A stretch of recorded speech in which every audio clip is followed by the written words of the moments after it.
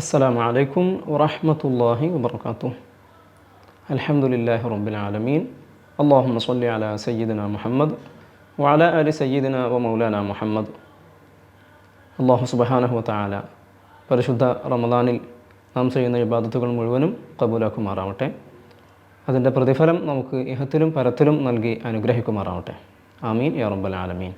റഹ്ലത്തും മഅൽ ഖുർആൻ എന്ന ഖുർആൻ പഠന പരമ്പരയിലെ 4ാമത്തെ എപ്പിസോഡിലേക്ക് എല്ലാവർക്കും സ്വാഗതം. സൂറത്തുൽ ഫാത്തിഹയിലെ 5ാമത്തെ ആയത്ത് ബിസ്മില്ലാഹിർ റഹ്മാനിർ റഹീം ഇയ്യാക നഅ്ബുദു വ ഇയ്യാക നസ്തഈൻ എന്ന ആയത്താണ് ഇന്ന് നമുക്ക് ചർച്ച ചെയ്യാനുള്ളത്. അല്ലാഹു തആല തൗഫീഖ് നൽകട്ടെ.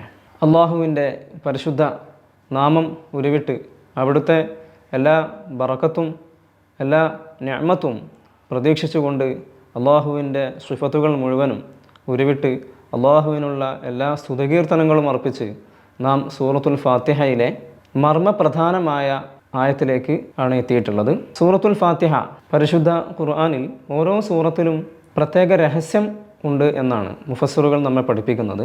സൂറത്തുൽ ഫാത്തിഹയിലെ ആ രഹസ്യമായ ആ പരിശുദ്ധ ആയത്ത് ഇയ്യാക നഅ്ബുദു വ ഇയ്യാക നസ്തഈൻ എന്ന തിരുവചനമാണ്. അള്ളാഹുവിൻ്റെ എല്ലാ സ്തുതികീർത്തനങ്ങൾക്കും ശേഷം അവിടുത്തെ എല്ലാ ഹംദുകൾക്കും അവിടുത്തെ എല്ലാത്തിനുമുള്ള ഉടമസ്ഥതയും അള്ളാഹുവിന് നൽകിയ ശേഷം ഇനി നമ്മൾ അള്ളാഹുവുമായുള്ള ഏറ്റവും വലിയ ഘടകത്തിലേക്ക് പ്രവേശിക്കുകയാണ്.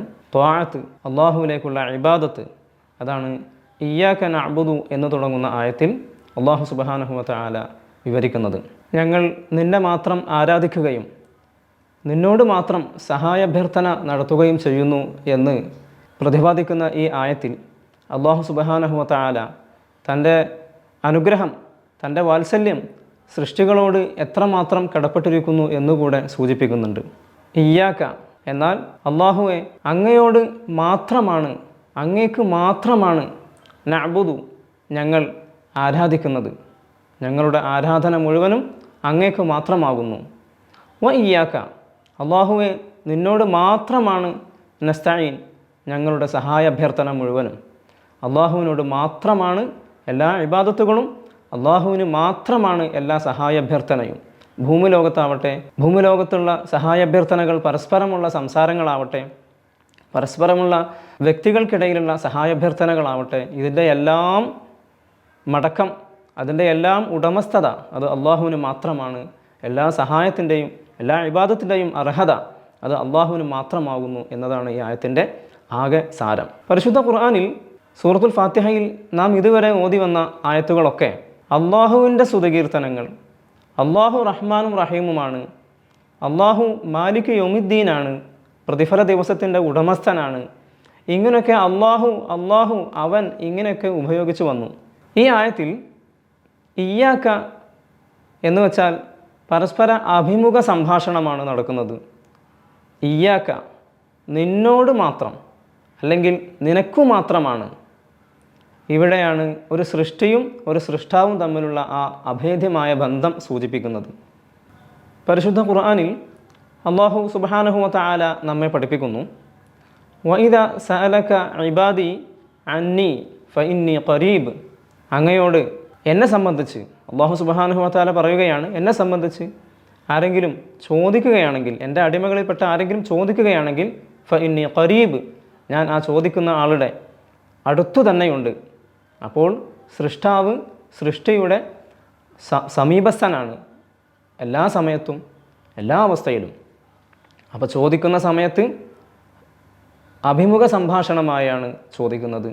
ഇയ്യാക നഅ്ബുദു വ ഇയ്യാക നസ്തഈൻ.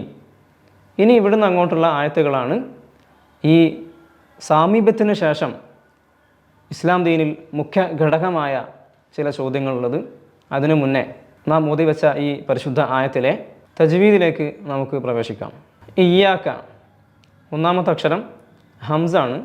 ഹംസ് ഉച്ചരിക്കേണ്ടത് പ്രത്യേകം ശ്രദ്ധിക്കണം. ഹംസ് പുറപ്പെടുന്നത്, ഹംസിൻ്റെ മഖ്റജ് വരുന്നത് തൊണ്ടയുടെ അങ്ങേയറ്റം, അതായത് ഈ താഴ്ഭാഗം, ഇവിടെ നിന്നാണ് ഹംസ് പുറപ്പെടേണ്ടത്. ആ, ഈ എന്നിങ്ങനെ ഒരല്പം ശബ്ദത്തോടു കൂടിയാണ് കേൾക്കേണ്ടത്. അല്ലെങ്കിൽ ഹംസിൻ്റെ മറ്റൊരു രൂപത്തിലേക്ക് അത് നീങ്ങിപ്പോകും. ആ ഈ എന്നാണ് കേൾക്കേണ്ടത്, ആ എന്നോ ഈ എന്നോ അല്ല. അപ്പോൾ മറ്റൊരക്ഷരമായി അത് മാറും, പ്രത്യേകം ശ്രദ്ധിക്കേണ്ടതുണ്ട്. അടുത്തത് യാ ആണ്. ഇയ്യാക, ഇയ്യാക. ഇവിടെ സ്വാഭാവികമായും പല സന്ദർഭങ്ങളിലും സംഭവിക്കാവുന്ന ഒരു പിഴവുണ്ട്. യാഇന് ഒന്നുകിൽ അതിയായി ശ്രദ്ധ ചെയ്തുകൊണ്ട് അമിതമായ കട്ടി ശബ്ദത്തിൽ അങ്ങോട്ട് കേൾക്കും. അത് ഖുർആനെ സംബന്ധിച്ചിടത്തോളം, ഫാത്തിഹ സംബന്ധിച്ചിടത്തോളം അത് ബുദ്ധിമുട്ടാണ്, ശ്രദ്ധിക്കേണ്ട ഒരു സ്ഥലമാണ്. അപ്പോൾ യാ ഉച്ചരിക്കേണ്ടത്, യാഇൻ്റെ സിഫത്തുകൾ പ്രത്യേകം ശ്രദ്ധിക്കേണ്ട 2 സിഫത്തുകൾ അവിടെ വരുന്നുണ്ട്. ഒന്ന് ജഹ്ർ, അതായത് ഉച്ചരിക്കുന്ന സമയം മഖ്റജിൽ ശക്തിയായി സ്ഥിതി ചെയ്യുന്ന അവസരത്തിൽ ആ കാരണത്താൽ മഖ്റജിൽ നിന്നും ഉച്ചരിക്കുന്ന സമയം ശ്വാസം നീങ്ങാതിരിക്കുക. അപ്പോൾ യ യ എന്നെ ഉള്ളൂ. എന്നാൽ മറ്റൊരു സിഫത്തുണ്ട്, പ്രത്യേകമായും പറയപ്പെടുന്ന സിഫത്ത്, അത് റിഹ്വാണ്. ഉച്ചരിക്കുന്ന സമയം മഖ്റജിൽ അല്പം ബലഹീനമായതുകൊണ്ട് ഉച്ചരിക്കുന്ന സമയത്തിൽ ആ അക്ഷരത്തോടൊപ്പം ഒരല്പം ശബ്ദം നീങ്ങുക. അപ്പോൾ നാം ഉച്ചരിക്കേണ്ടത് ഇയ്യാക, ഇയ്യാക. ഈ സിഫത്ത് നഷ്ടപ്പെട്ടാൽ ഉണ്ടാവുന്നത് ഇയ്യാക, ഇയ്യാക. അപ്പോൾ യാഇൻ്റെ ആ ഒരു ശബ്ദം നീളൽ നഷ്ടപ്പെട്ടു എന്നർത്ഥം. ഈ ലഫ്ലിനെ, ഇയ്യാക എന്ന ലഫ്ലിനെ തൊട്ടടുത്ത കലിമത്തുമായി ചേർത്തി പറയുമ്പോൾ ഒരു അലിഫുമായി നീട്ടുന്ന ഒരു അവസ്ഥയും ഉണ്ടാവാറുണ്ട്. ഇയ്യാക നഅ്ബുദു സാധാരണഗതിയിൽ വന്നു പോകുന്ന ചില ഭാഗങ്ങളാണ്, നാം പ്രത്യേകം ശ്രദ്ധിക്കേണ്ടതുണ്ട്. അപ്പോൾ ഇയ്യാക നഅ്ബുദു, ഇവിടെ കാഫിന് ശേഷം മറ്റൊരക്ഷരമായി വരുന്നത് നൂനാണ്, അതിനിടയിൽ വേറൊരു അക്ഷരം ഉണ്ടാവാൻ പാടില്ല. അടുത്ത ലഫ്ല് നഅ്ബുദു, നഅ്ബുദു. ഇവിടെ നാം ശ്രദ്ധിക്കേണ്ടത് ഐൻ. നാം കഴിഞ്ഞ പ്രോഗ്രാമിൽ പറഞ്ഞിരുന്നു, ഐനിൻ്റെ മഖ്റജ് തൊണ്ടയുടെ മധ്യഭാഗമാണ്. അവിടെ നിന്ന് അത് മൃദുവായിട്ടാണ് പുറപ്പെടേണ്ടത്. ഉച്ചരിക്കുന്ന സമയം ഒരല്പം ശബ്ദം നീളും, ഒരല്പം ശബ്ദം നീളലില്ലാത്തയും അവസ്ഥ. ഈ ഒരു അവസ്ഥ സിഫത്ത് തവസ്സുത്ത് എന്നാണ് പറയുക. അത് ഐനിൻ്റെ ഒരു സിഫത്താണ്.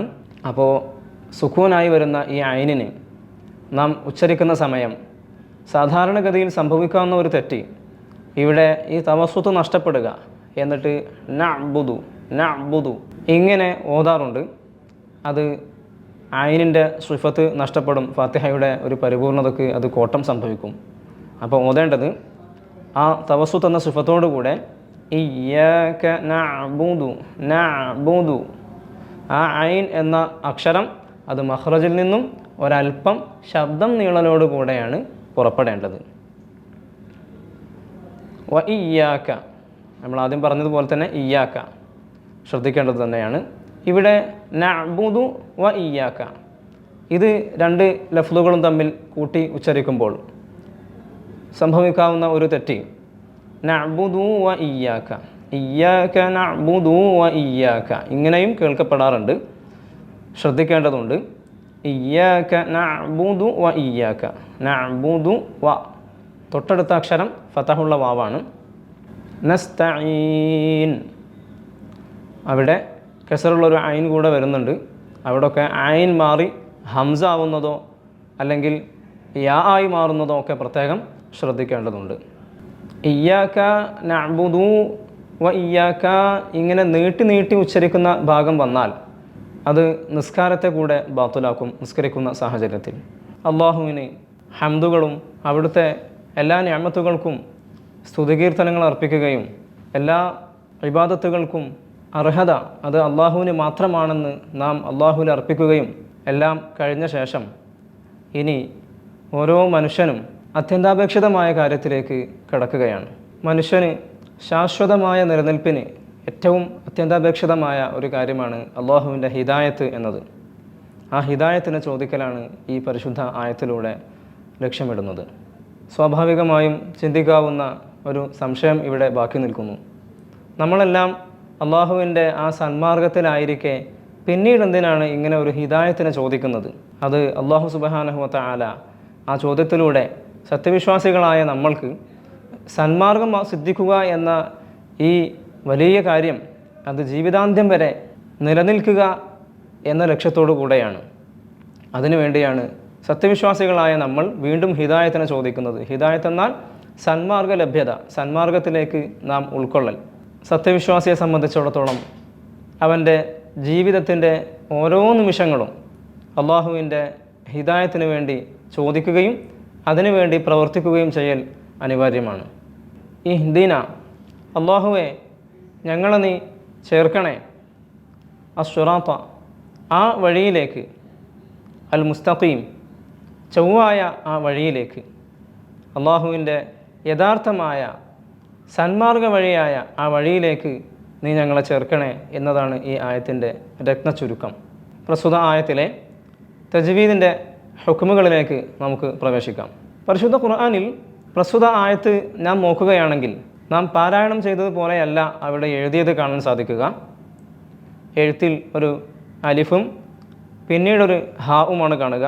നാം ഇവിടെ ഓതിയത് ഇഹ്ദിന എന്ന് ഹംസ് കൊണ്ടായിരുന്നു. അവിടെ ഹംസ് ഖുർആനിൽ അറബി ഭാഷയിൽ തന്നെ രണ്ടു തരം ഹംസുകളാണുള്ളത്. ഒന്ന് വസുലിൻ്റെ ഹംസ്, മറ്റൊന്ന് ഖത്ഇൻ്റെ ഹംസ്. വസുലിൻ്റെ ഹംസ് എന്നാൽ ഒറ്റവാക്കിൽ ചേർത്തി ഉച്ചരിക്കുമ്പോൾ നഷ്ടപ്പെട്ടു പോകുന്ന ഹംസ്. ഖത്ഇൻ്റെ ഹംസ് എന്നാൽ എല്ലാ അവസരത്തിലും ഉച്ചരിക്കപ്പെടുന്ന ഹംസ്. ഇവിടെ നിലവിലുള്ളത് വസുലിൻ്റെ ഹംസാണ്.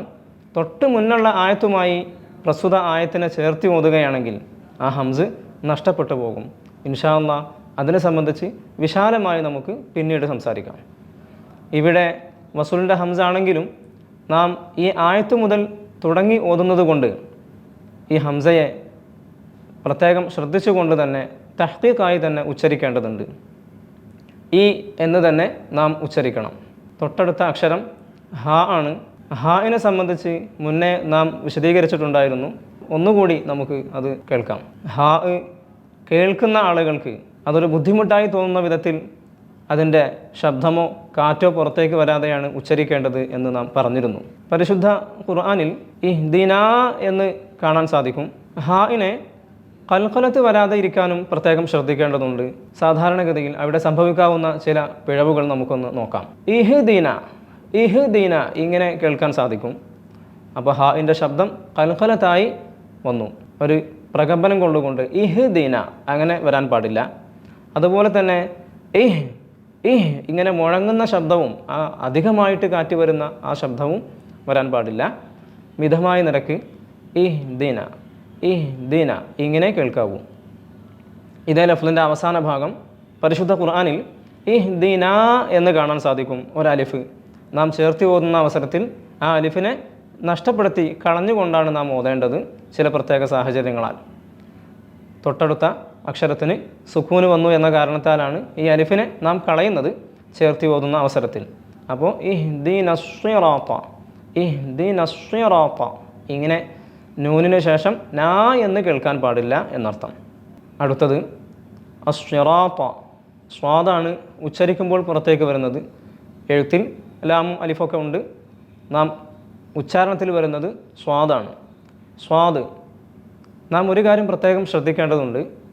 സൂറത്തുൽ ഫാത്തിഹയിലെ ഇനി അങ്ങോട്ടുള്ള ഓരോ ആയത്തുകൾക്കും പരിശുദ്ധ തജ്വീദിൻ്റെ ഹുക്മുകളുമായി വലിയ ശ്രദ്ധ പുലർത്തേണ്ട സന്ദർഭങ്ങളാണ്. പ്രത്യേകം ശ്രദ്ധിക്കുകയും ഒരുങ്ങി തയ്യാറാവുകയും വേണമെന്ന് പ്രത്യേകം സൂചിപ്പിക്കുകയാണ്. അടുത്ത അക്ഷരം സ്വാദാണ്. സ്വാദിൻ്റെ മഖ്റജ് അത് പുറപ്പെടുന്നത് നാവിൻ്റെ തലയും കൂർത്ത അറ്റവും മേലെയും താഴെയുമുള്ള മുൻപല്ലിൻ്റെ ഇടയും. രണ്ട് പ്രോഗ്രാമുകൾക്ക് മുന്നേ നമ്മൾ അവതരിപ്പിച്ചിരുന്നു. സീനിൻ്റെ മഖ്റജ് തന്നെയാണ് സ്വാദ്. സീനും സ്വാദും ഒരേ മഖ്റജിൽ നിന്നാണ് പുറപ്പെടുന്നത് എന്നർത്ഥം. ചെറിയ മാറ്റങ്ങളുണ്ട്. ശബ്ദത്തിൽ കേൾക്കുമ്പോൾ തന്നെ നിങ്ങൾക്ക് മനസ്സിലാവും. സ്വാദിനുള്ള ഒരു പ്രത്യേകതയാണ് ഇസ്തിഅല എന്ന ഒരു സിഫത്ത്. അതായത് സ്വാദ് ഉച്ചരിക്കുമ്പോൾ നാവിൻ്റെ അഖ്സയായ ഭാഗം എന്ന് വെച്ചാൽ നാവിൻ്റെ അങ്ങേ അറ്റത്തുള്ള ഭാഗം അതിനോട് നേരിടുന്ന അങ്ങേ അറ്റത്തെ അണ്ണാക്കുമായി അടുത്തിരിക്കുക, അണ്ണാക്കുമായി ഇങ്ങനെ ഉയർന്നിരിക്കുക. അതുപോലെ തന്നെ ഒരു സിഫത്തും കൂടെ ചേരുമ്പോഴാണ് സ്വാദ് യഥാർത്ഥത്തിൽ സ്വാദ് എന്ന ആ സിഫത്തിലേക്ക്, ആ അക്ഷരത്തിൻ്റെ ആ ശബ്ദത്തിലേക്ക് ആയി വരുന്നത്. അടുത്ത സിഫത്ത് ഇത്ബാഖ് എന്ന ഒരു സിഫത്ത് കൂടെയുണ്ട്. നാവിൻ്റെ അഖ്സയായ ഭാഗം അണ്ണാക്കിലേക്ക് ഉയർന്നിരിക്കുക എന്ന് നമ്മൾ ഇസ്തിഅല എന്ന് പറഞ്ഞിരുന്നു. അതോടൊപ്പം നാവിൻ്റെ ഒരു ഭാഗം തന്നെ, നാവിൻ്റെ ആ അഖ്സ ഉയരലോടുകൂടെ മറ്റൊരു ഭാഗം അണ്ണാക്കുമായി ചേർന്നിരിക്കുക. അപ്പോൾ സ്വാ സ്വാ എല്ലാവരും ഒന്ന് പറഞ്ഞു നോക്കിയാൽ അത് കൂടുതൽ വ്യക്തമാവും. മഖ്റജ് സീനിൻ്റെയും സ്വാദിൻ്റെയും ഒരേ ഭാഗം തന്നെയാണ്. പ്രത്യേകം ശ്രദ്ധിച്ചാലാണ് ഈ അക്ഷരം പറയാൻ കഴിയുകയുള്ളൂ. പ്രത്യേകിച്ച് സൂറത്തുൽ ഫാത്തിഹ ആയതുകൊണ്ട് നാം പ്രത്യേകം അത് ശ്രദ്ധിക്കേണ്ടതുണ്ട്. തൊട്ടടുത്ത അക്ഷരം റോ ആണ്. റോയിനെ സംബന്ധിച്ച് നാം മുന്നേ പറഞ്ഞിട്ടുണ്ട്. റോയിന് ഫത്ഹ ആവുന്ന സാഹചര്യം തഫ്ഹീമാക്കിയിട്ടാണ് ഉച്ചരിക്കേണ്ടത്. വിശാലമായി നമുക്ക് പിന്നീട് സംസാരിക്കാം. റോയിൻ്റെ മഖ്റജ് ഒന്നുകൂടെ നമുക്ക് ഉണർത്താം. റോയിൻ്റെ മഖ്റജ് വരുന്നത് നാവിൻ്റെ തലയും അതിനോട് നേരിടുന്ന മുകളിലെ അണ്ണാക്കുമായിട്ടാണ്. റോ റോ എന്നിങ്ങനെ വായ നിറച്ച് കനപ്പിച്ചുകൊണ്ടാണ് ഉച്ചരിക്കേണ്ടത്. തഫ്ഹീം. തൊട്ടടുത്ത അക്ഷരം ത്വ ആണ്. ഇഹ്ദിന സിറാത്ത. ത്വ എന്ന അക്ഷരം നാം സ്വാദിൽ പറഞ്ഞതുപോലെ തന്നെ അതേ സിഫത്തുകൾ ബാധകമാകുന്ന ഒരക്ഷരമാണ് ത്വ. മഖ്റജിൽ അല്പം മാറ്റമുണ്ട്. ത്വ പുറപ്പെടുന്നത് നാവിൻ്റെ തലയും മേലെ മുൻപല്ല് മുളക്കുന്ന സ്ഥലവും, മേലെ മുൻപല്ല് മുളക്കുന്ന സ്ഥലത്ത് നിന്നാണ് ത്വ പുറപ്പെടുന്നത്. മേലെ മുൻപല്ല് മുളക്കുന്ന ഒരു ചെറിയ കുഴി പോലത്തെ സ്ഥലം, അവിടെ നാവിൻ്റെ തലഭാഗം കൊണ്ടുപോയി വെക്കണം. അപ്പോഴാണ് ആ കറക്റ്റ് മഖ്റജാവുന്നത്. അതോടൊപ്പം ഇസ്തിഅല എന്ന സിഫത്ത് ഉച്ചരിക്കുന്ന സമയം നാവിൻ്റെ അഖ്സയായ അങ്ങേയറ്റം മുകളിലേക്ക് ഉയർന്നിരിക്കലും, അതോടൊപ്പം ഇത്ബാഖ് നാവിൻ്റെ ഒരു ഭാഗം തന്നെ മുകളിലേക്ക് അണ്ണാക്കിലേക്ക് ചേർന്നിരിക്കുക. എല്ലാവരും ഒന്ന് പറഞ്ഞു നോക്കിയാൽ കുറച്ചുകൂടെ വ്യക്തമാകും. ത്വ ത്വ ത്വ. പ്രത്യേകം ശ്രദ്ധിക്കേണ്ടത് ഇങ്ങനെയുള്ള അക്ഷരങ്ങൾ സ്വാദാവട്ടെ, ത്വ ആവട്ടെ, റോ എന്നതാവട്ടെ, ഇവകൾക്കൊന്നും ചുണ്ടുമായി ഒരു കണക്ഷനുമില്ല. ചുണ്ട് നാം ഇങ്ങനെ പിടിച്ചാലും ത്വ ത്വ ത്വ എന്ന് പറയാൻ കഴിയണം. ചുണ്ട് നാം ഇങ്ങനെ പിടിച്ചാലും സ്വ സ്വ എന്ന് പറയാൻ കഴിയണം. അപ്പോൾ ഇവയെല്ലാം നാവിൻ്റെ ചില ഭാഗങ്ങൾ ചേരുന്നത് കൊണ്ടും ഉയർന്നു നിൽക്കുന്നത് കൊണ്ടൊക്കെയുള്ള ശബ്ദ വ്യത്യാസങ്ങളാണ്.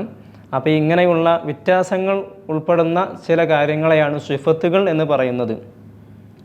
വിവിധങ്ങളായ ഒരേ മഖ്റജിൽ നിന്ന് വ്യത്യസ്തങ്ങളായ അക്ഷരങ്ങളുണ്ടാവും. അവകൾ വേർതിരിച്ച് മനസ്സിലാക്കുന്നത് ഈ രൂപത്തിലുള്ള സിഫത്തുകൾ കൊണ്ടാണ്. അക്ഷരങ്ങൾക്കുള്ള സിഫത്തുകൾ അല്പാൽപമാണ് നാം ഇവിടെ സൂചിപ്പിക്കുന്നത്. വിശദമായി അള്ളാഹുവിൻ്റെ തൗഫീഖ് ഉണ്ടെങ്കിൽ ഭാവിയിൽ നമുക്ക് സംസാരിക്കാം. അടുത്ത ലഫ്ള് അൽ മുസ്തഖീം എന്നതാണ്. മുസ്തഖീം സീന് ചേർത്തി ഓതുന്ന സമയത്ത് സീനിൻ്റെ ഹംസ്, അതായത് ഉച്ചരിക്കുന്ന സമയം അതേ മഖ്റജിൽ നിന്ന് അല്പം ശ്വാസം ഇങ്ങനെ കാറ്റിങ്ങനെ പുറത്തേക്ക് നീങ്ങുന്നത് ചുരുങ്ങാൻ പാടില്ല. മുസ് മുസ് എന്ന് കേൾക്കണം. ഇഹ്ദിനസ് സിറാത്തൽ മുസ്തഖീം. സീന് കഴിഞ്ഞാൽ താ ആണ്. താവും ത്വാവും ഒരേ മഖ്റജാണ്. നാം കഴിഞ്ഞ പ്രോഗ്രാമിൽ പറഞ്ഞിരുന്നു. ദാല് അൽഹംദു അൽഹംദു അതിൽ നാം വിശദീകരിച്ചിരുന്നു. ദാലിൻ്റെ മഖ്റജ് മേലെ മുൻപല്ല് മുളക്കുന്ന സ്ഥലത്ത് തന്നെയാണ്. അപ്പോൾ ടോട്ടൽ മേലെ മുൻപല്ല് മുളക്കുന്ന ആ കുഴി പോലത്തെ സ്ഥലത്ത് നിന്ന് നാവിൻ്റെ തല വെച്ചുകൊണ്ട് ഉച്ചരിക്കേണ്ട അക്ഷരങ്ങൾ 3 എണ്ണമാണ്. ഒന്ന് ദാല്, മറ്റൊന്ന് ത്വാ, മറ്റൊന്ന് താ. ഈ 3 അക്ഷരങ്ങളും മഖ്റജ് കൊണ്ട് ഒന്നാണ്, സിഫത്ത് കൊണ്ട് പലരും പലതാണ്.